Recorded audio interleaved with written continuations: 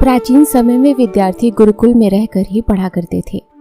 बच्चे को शिक्षा ग्रहण करने के लिए गुरुकुल में भेजा जाता था।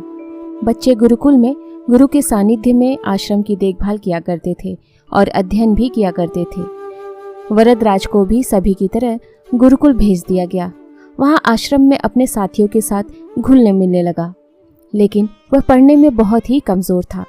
गुरुजी की कोई भी बात उसके बहुत कम समझ में आती थी। इसी कारण सभी के बीच वह उपहास का कारण बनता था। उसके सारे साथी अगली कक्षा में चले गए, लेकिन वो आगे नहीं बढ़ पाया। गुरुजी ने भी आखिर हार मानकर उसे बोला, बेटा वरदराज, मैंने सारे प्रयास करके देख लिए हैं। अब यही उचित होगा कि तुम यहाँ अपना समय बर्बाद मत करो। अपने घर चले जाओ और घर वालों की काम में मदद करो। वरदराज ने भी सोचा कि शायद विद्या मेरी किस्मत में ही नहीं है और भारी मन से गुरुकुल से घर के लिए निकल गया। दोपहर का समय था।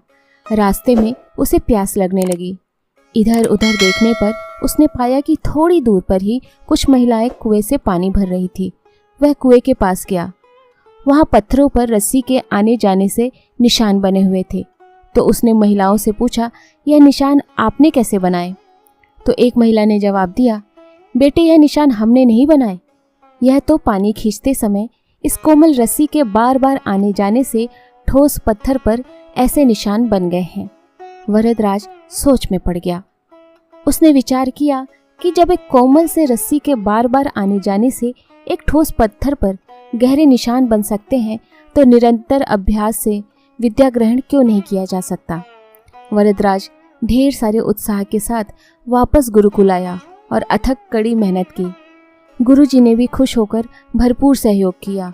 कुछ ही सालों बाद यही मंदबुद्धि बालक वरदराज आगे चलकर संस्कृत व्याकरण का महान विद्वान बना, जिसने लघु सिद्धांत कौमुदी, मध्य सिद्धांत कौमुदी, सार सिद्धांत कौमुदी, गीवार्ण पद मंजरी की रचना की। दोस्तों, अभ्यास की शक्ति का तो कहना ही क्या, यह आपके हर सपने को पूरा करेगी।